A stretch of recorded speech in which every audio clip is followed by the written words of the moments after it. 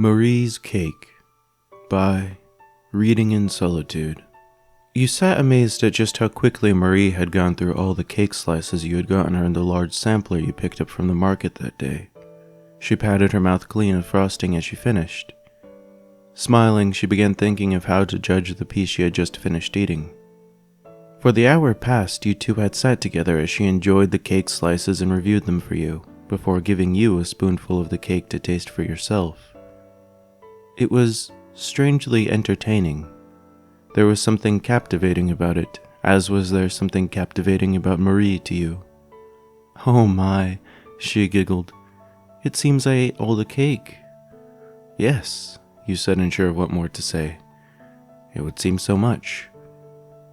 "No more cake," she sighed. "C'est la vie.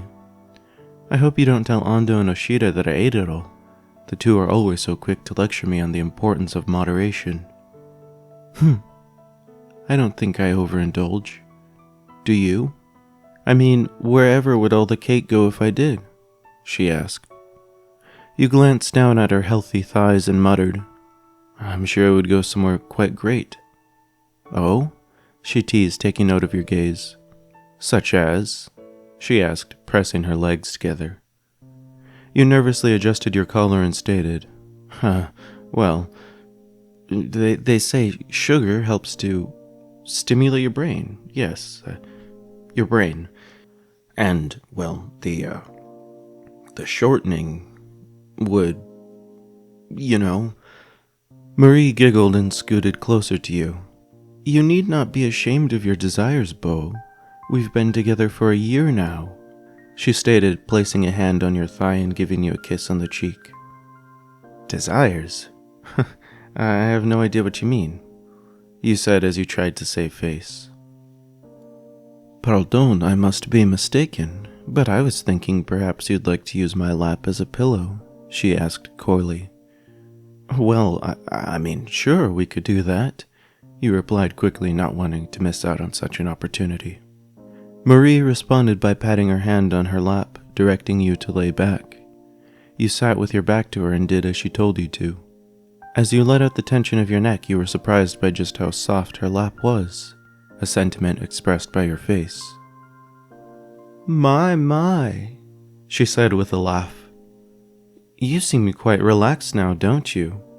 All that tension in you. What has you so stressed?" she asked. "Lots of work to be done.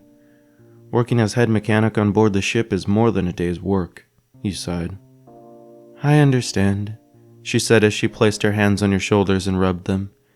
"It's hard work being the head of something. Head of the maintenance team must be a lot of work on your shoulders. All that welding and hammering and screwing," she smiled. "What you need is something to look forward to when you come home. Your raison d'etre." "Raison d'etre, huh?" you said as you thought about what yours might be. "Well, I do have you," you replied with a smile as you looked up. From where you were on her lap, you could see her chest and head as she looked straight down over you. Her lovely green eyes caught your full attention and enthralled you until at last you noticed her leaning over to kiss you. It never ceased to amaze you just how flexible she really was. "You will always have me," she stated, planting a kiss on your lips. "Do you ever feel stressed?" you asked her as she parted. "Oh yes," she moaned. "My back aches, my shoulders ache, and sometimes my stomach aches for cake after a long day of Saint-Chateau. But you know, nothing helps more than a slice of cake with you and some time well spent together." You hummed as you thought about what she had stated. "Surely a slice of cake with me is time well spent with me," you joked. "What helps you relax?" she asked. "Well, spending time with you certainly does," you said as you kept thinking. "But to be more specific, well, I guess this is quite nice," you replied. "Is it now?" she asked. "Yes, quite so," you replied as you adjusted your shoulders and leaned back into her lap. "Well, how about we try something I think we both might enjoy then?" asked Marie. "All right," you replied. "Get up," said Marie. You looked at her for a moment, but did as she asked when she nodded for you to go ahead. Marie then laid flat on her belly and stated, "Now, you go ahead and rub my shoulders." "Your shoulders?" you asked as you sat by her head. "Oui, my shoulders. And my back would be nice too," she stated. You sat for a moment before placing your hands on her back, whereupon you began to rub her gently. "No, no," she said as you started.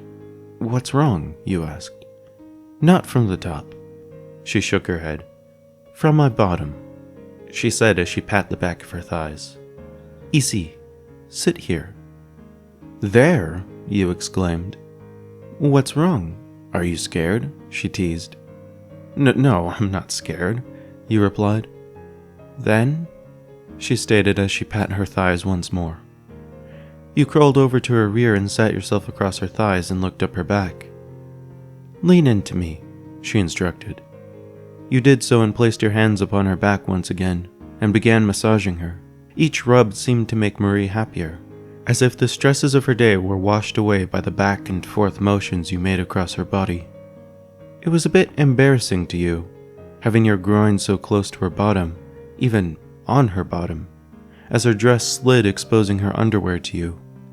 But once the embarrassment had vanquished, it was nice, relaxing even, to watch her bliss as you fell into a rhythm of moving back and forth and pushing the tension from her body. You even closed your eyes and took a deep breath as you too let your tensions go. But in said bliss you did not notice Marie lift her feet behind you, to which she used them to push you over onto her. "Merde," you groaned as you landed ungracefully onto her. Even under your weight, Marie wiggled gracefully to be facing you and commented, "Oh my, it seems we fell into this awkward position. If you wanted a kiss, why not just tell me?" she said playfully. "I didn't," you started to say before catching her hint. "Oh, of course." You smiled as she leaned in closer for a kiss and whispered, "I love you, Marie. Shall we make this birthday special for you?" you asked, placing a hand upon her breast. The two of you kissed as if you were the only two in the world, losing yourselves in the bliss of love. "Is this dessert to my dessert?" she asked with a chuckle, looking seductively at you. "Well, so be it. I love you too, so yes, let's make this night a very special night." Oshida and Ando stood outside the door and peeked in through the window's blinds. "Did she eat all the cake?" gasped Ando. "Most likely. But look at those two go!" exclaimed Oshida. "Zoot, you're right," muttered Ando. "So much for asking her if she wanted to go out for her birthday." "Yes, so much for that," said Oshida, not looking away. Marie sat up from on top of you and began lifting her dress when she spotted the two peeking in through the window and glared at them. Ando and Oshida jumped back and quickly left, leaving just you and Marie to enjoy yourselves and your night of love together. Now, said Marie with a smirk. "Where were we?"